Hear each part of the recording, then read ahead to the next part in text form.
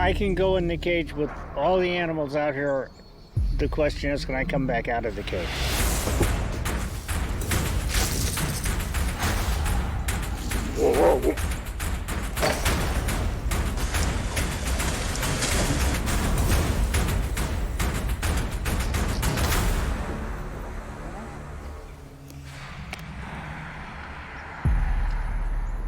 When driving through rural Indiana, there are many sounds you would expect to hear. What may surprise you is the roar of a mighty tiger.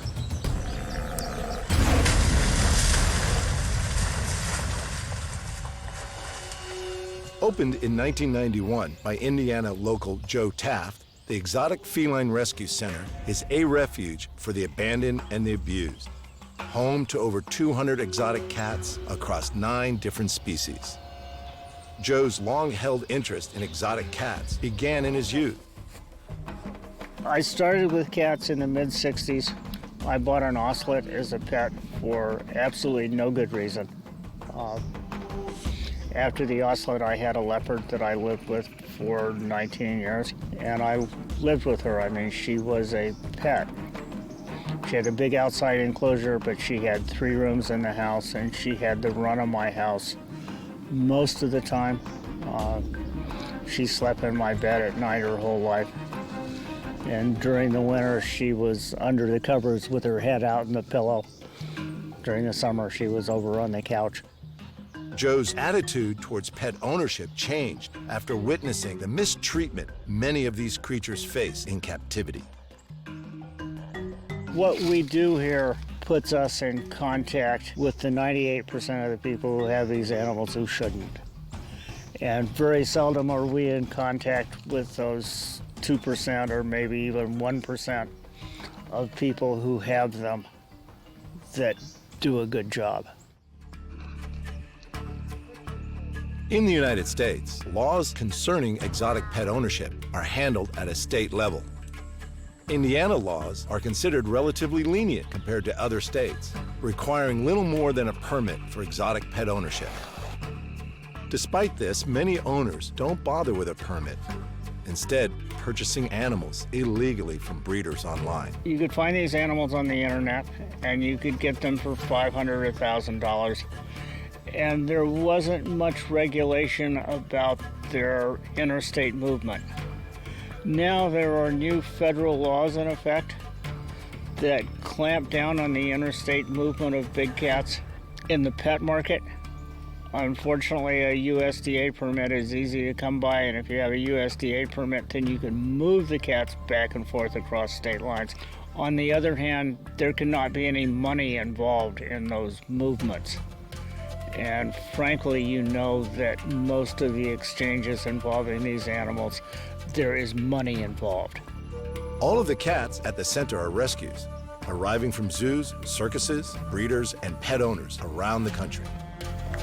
Joe has made it his mission to rescue ill-treated felines and educate the public about these beautiful and mysterious animals. A lot of these cats come here poorly nourished. You get an animal like this in a little cage and upset, and he snaps at something, they'll break their teeth off. So cats would come to us with big grooves cut in their teeth right at the base, and then it wouldn't take a lot of impact with something just to snap those teeth off. Although I've certainly seen upset tigers hit steel bars and teeth just break. Many of Joe's rescues arrive in cages not suitable for their size. With over 25 years on the job, Joe has seen firsthand how mistreatment can have long-term physical and psychological effects on these majestic creatures. These were circus lions. When the guy that owned these retired from the circus, he wheeled 9 big cats into his barn in circus wheel cages, and that's where they spent the next 10 years. 6 years into that, he bought another tiger and put her in a 5x7 cage, and she lived in that for 4 years in that barn. Finally, the USDA decided that it was time to quit patting this guy in the head. And they called me one morning and said, we have 10 big cats up here. We want you to take 8 of them and crate the other 2 for another facility. We did it the next day in a blizzard, 2.5 feet of snow. These guys could barely walk when they got here. They were here for a month before they first tried to run, and then they just fell over. The guy that had these lions certainly didn't give a damn about them. But they're doing much better now. It's no fault of Joe's that some of his animals arrive displaying the physical scars of previous neglect. Zozo. She walks in a circle because for 4 years she was in a cage that was 5 foot by 7 foot. And she didn't have the ability to walk anywhere else. Years of mistreatment can also have significant behavioral effects on the predator, with many of the felines arriving depressed, anxious, and overly aggressive. I don't do things that would make me afraid. You know, after working with big cats for over 50 years, I know the things that people do that are scary. And one of my serious goals is to be able to do this again tomorrow. So you can't do that if they hurt you.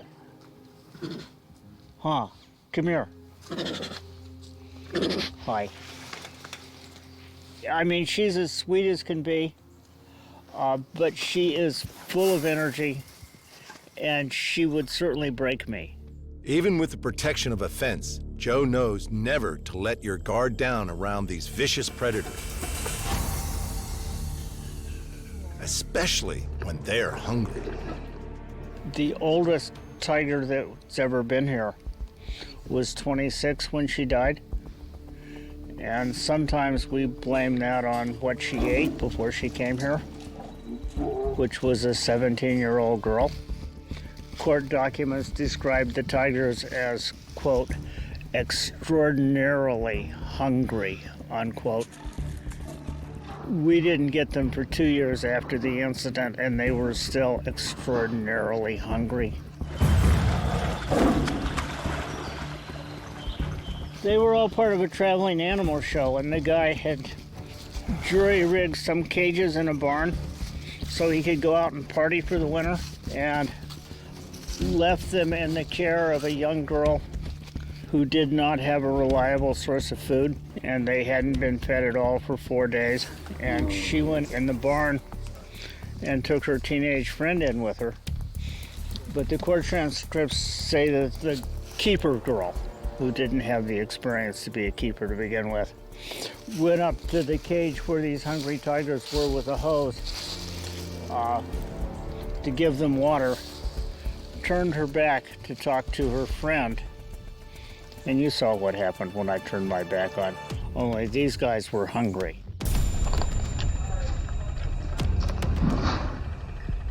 And the tigers reached out and grabbed her and pulled her back to the fence.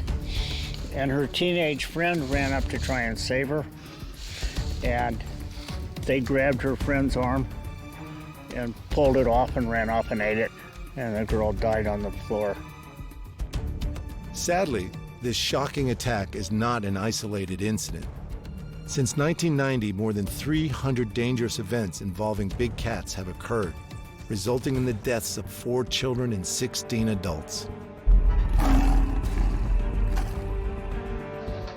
The staff at the rescue center are highly trained and well aware of the risks associated with working with such a powerful animal. Regardless of the situation, these are dangerous predators. I wouldn't want to go in there and let her sit in my lap. She would definitely take your fingers off as a food source. You can see she's not interested in that much anymore. Where did you get that big belly? You're not a skinny little girl anymore, are you? No. Since opening the rescue center, Joe and his team have saved countless big cats from all around the country and have had their fair share of close calls. Bruises, scratches, and broken bones are all part of the job when working with some of the world's most formidable predators. However, these big cats are not Joe's only threat. His work also receives public backlash. This tiger is one of 4 tigers that we took out of downtown Gary, Indiana. This was a federal seizure, and the USDA called us the day before we were supposed to take these cats and said, we're afraid to be in this neighborhood in the afternoon. Why don't you come up and spend the night in a neighboring town, and we'll go in first thing in the morning and take them. Well, the state police showed up at 8 o'clock in the morning, and they put yellow crime scene tape around the place. We got there 10 minutes later, and there were probably 100 people on the streets ready to throw beer bottles at us. So it was an interesting morning. He had 3 of them in the back room of his tattoo parlor, and this one was out in the parking lot behind the tattoo parlor.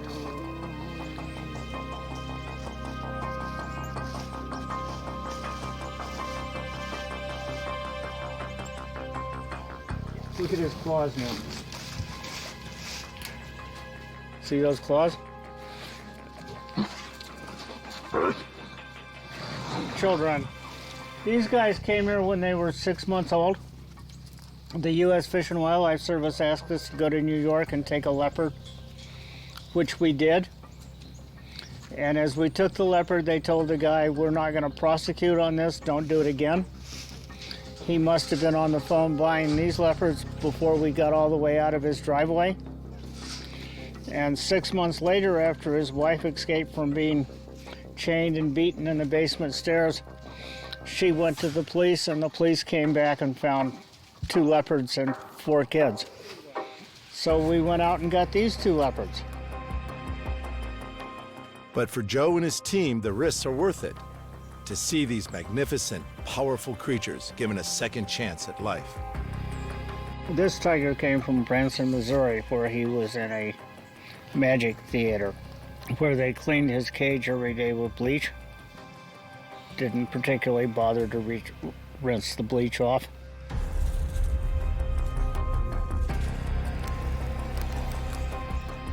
In many cases, the effects of long-term neglect continue to manifest themselves even years later. He had bleach burns on all of his feet. He could barely stand up. See how he still holds that 1 foot up?